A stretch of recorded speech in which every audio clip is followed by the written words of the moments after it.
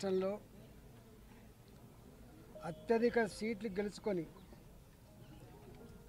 ఈ దఫా తెలంగాణ రాష్ట్ర ప్రజానికం కూడా మోడీ గారికి అండగా నిలవబోతుందని చెప్పి సందర్భంగా మనం చేస్తున్నాం.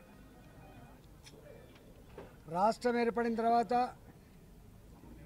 2018లో మొట్టమొదటిసారిగా అన్ని నియోజకవర్గాలకు పోటీ చేయడం జరిగింది. ఆనాడు ఒకే సీటు గెలుచుకున్న భారతీయ జనతా పార్టీ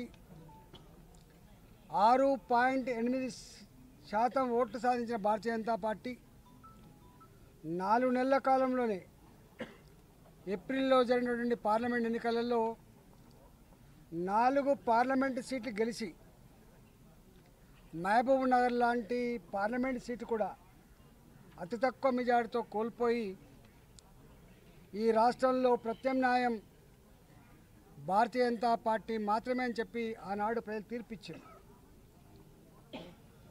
ఆ తదనంతరం ఎన్ని ఎన్నికలు జరిగినాయో అన్ని ఎన్నికలలో కూడా ఆనాడు బీఆర్ఎస్ పార్టీకి ప్రత్యామ్నాయ పార్టీ భారతీయ జనతా పార్టీ మాత్రమే అని చెప్పి తెలంగాణ ప్రజలు ప్రూవ్ చేశారు. దుబ్బాకలో జరిగిన ఎన్నికలు కావచ్చు, ఆ తదుపరి హైదరాబాద్లో జరిగిన జిహెచ్ఎంసీ ఎన్నికలు కావచ్చు, హుజురాబాద్ జరిగినటువంటి బై ఎన్నికలు కావచ్చు, ఎమ్మెల్సీ ఎన్నికలు కావచ్చు, ఎక్కడ ఎన్నికలు జరిగినా కూడా ప్రత్యామ్నాయ పార్టీ భారతీయ జనతా పార్టీ మాత్రమే అని చెప్పి ప్రూవ్ అయింది.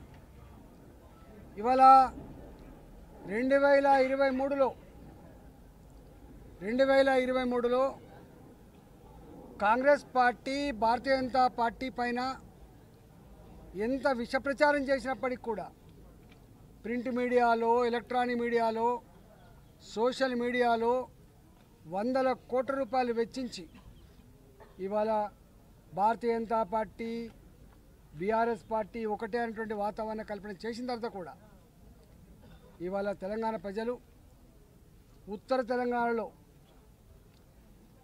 తెలంగాణ ప్రజానికమంతా కూడా ఈ ప్రలోభాలకు లొంగం మేము భారతీయ జనతా పార్టీనే గెలిపించుకుంటామని చెప్పి అత్యధిక ఓట్లేసి 8 సీట్లు, దాదాపు 8 సీట్లలో 7 సీట్లు ఉత్తర తెలంగాణ జిల్లా నుంచి గెలుచుకున్నాం.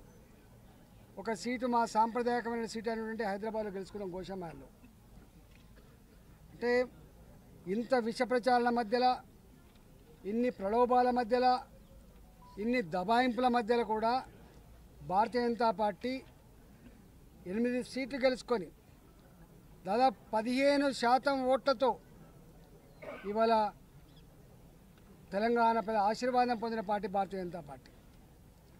మొన్నటి ఎన్నికల్లో స్పష్టంగా ఎక్కడ ఓటేయడానికి ప్రజలు పోయినప్పటికి కూడా ఈ ఎన్నికలు చిన్న ఎన్నికలట కదా, ఈ ఎన్నికలు రాష్ట్రానికి సంబంధించినట కదా, మళ్ళా వచ్చే ఎన్నికలు పెద్ద ఎన్నికలట కదా, మోడీ గారి ఎన్నికలట కదా, వచ్చేసారి మాత్రం ఏ పార్టీతో సంబంధం లేకుండా ఇవాళ మేము కాంగ్రెస్ పార్టీకి ఓటేస్తుండొచ్చు, ఇవాళ బీఆర్ఎస్ పార్టీకి ఓటేస్తుండొచ్చు, కానీ 2024 ఏప్రిల్ మాసంలో జరిగే ఎన్నికల్లో తప్పకుండా మా అందరి ఓట్లు భారతీయ జనతా పార్టీకి మాత్రమే వేస్తాం, నరేంద్ర మోడీ గారిని మాత్రమే ఆశీర్వదిస్తామని చెప్పి ఘంటాపదంగా చెప్పింది.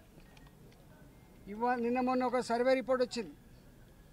15% ఓట్లు పొందిన భారతీయ జనతా పార్టీ ఇవాళ 27% ఓట్లు వస్తూ ఉన్నాయి. వాటికి అంటే ఈ తక్కువ కాలంలోనే ఎన్నికలు ప్రకటించకముందే, షెడ్యూల్ రాకముందే ఇవాళ 27% ఓట్లు వచ్చినాయని చెప్పి ఇవాళ సర్వే రిపోర్ట్ చెప్తా ఉన్నాయి.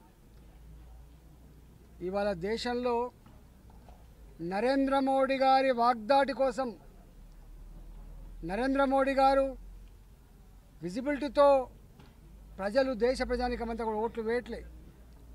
కశ్మీర్ నుంచి మొదలుపెట్టి కన్యాకుమారి వరకు, అరుణాచల్ ప్రదేశ్ నుంచి మొదలుపెట్టి గుజరాత్ వరకు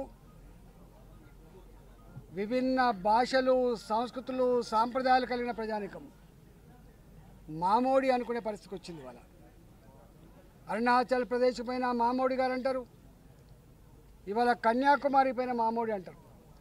నాకు తెలిసి స్వతంత్రం వచ్చిన తర్వాత అన్ని వర్గాల ప్రజలకు మా నాయకుడు అని చెప్పి ఇవాళ ప్రజలు ప్రేమిస్తున్న ఏకైక నాయకుడు నరేంద్ర మోడీ గారు. నరేంద్ర మోడీ గారు అనేక సంవత్సరాలుగా పరిష్కారం కాని అనేక సమస్యలు పరిష్కరించి శభాష్ మోడీ అని చెప్పి ఇవాళ కితాబ్ పొందిండు నరేంద్ర మోడీ గారు.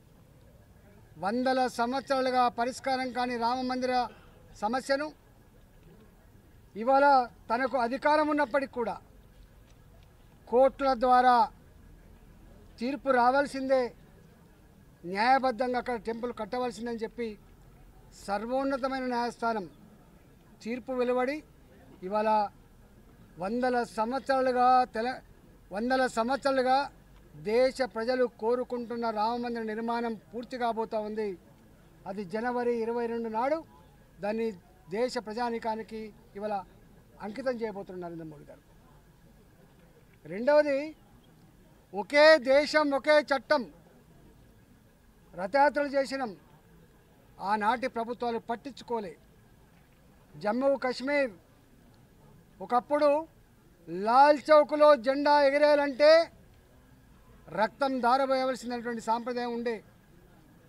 ఇవాళ అలాంటి జమ్మూ అండ్ కాశ్మీర్లో 370 ఆర్టికల్ రద్దు చేసి జమ్మూ కాశ్మీర్లో ఒకే చట్టం అమల్లో ఉంటుందని చెప్పి భారతదేశ రాజ్యాంగమే చట్టమే అమలు జరుగుతుందని చెప్పి పరిష్కరించినటువంటి మహనీయుడు నరేంద్ర మోడీ గారు దాన్ని అత్యున్నతమైనటువంటి న్యాయస్థానం, సర్వోన్నత న్యాయస్థానం మొన్ననే దానికి ఎండార్ట్ చేసిన విషయం మీరు చూస్తూ ఉన్నారు. ఖలిస్తాన్ ఉద్యమాలు, నార్త్ ఈస్ట్ స్టేట్స్లో వేర్పాటు ఉద్యమాలు జరిగినాయి. కానీ వాళ్ళ ఈ దేశంలో ఎక్కడ కూడా వేర్పాటు ఉద్యమాలకు ఆస్కారం లేదు. ఇవాళ అనేక సంవత్సరాలుగా పీఓకే, పాకిస్తాన్ ఆక్యుపైడ్ కాశ్మీర్, మొట్టమొదటిసారిగా పార్లమెంట్లో ఆ ప్రజానీకానికి కూడా ఈ దేశంలో భాగం కావడానికి, ఓటు హక్కు వినియోగించుకోవడానికి ఇవాళ పార్లమెంట్లో బాజాప్తా 25 స్థానాలు కేటాయించినటువంటి ప్రభుత్వం నరేంద్ర మోడీ గారి ప్రభుత్వం. ఇవాళ బలూచిస్తాన్ లాంటి ప్రాంత ప్రజలు మాకు ఈ పాకిస్తాన్లో రక్షణ లేదు, ఎదుగుదల లేదు, భారతదేశాన్ని చూసి మేము గర్వపడుతున్నామని చెప్పి బలూచిస్తాన్లో కూడా ఇవాళ భారతదేశంలో కలవాలనేటువంటి ఉద్యమాలు జరుగుతున్న తీరు చూస్తూ ఉంటే ఇవాళ ప్రపంచ చిత్రపటం మీద భారతదేశ ఔన్నత్యం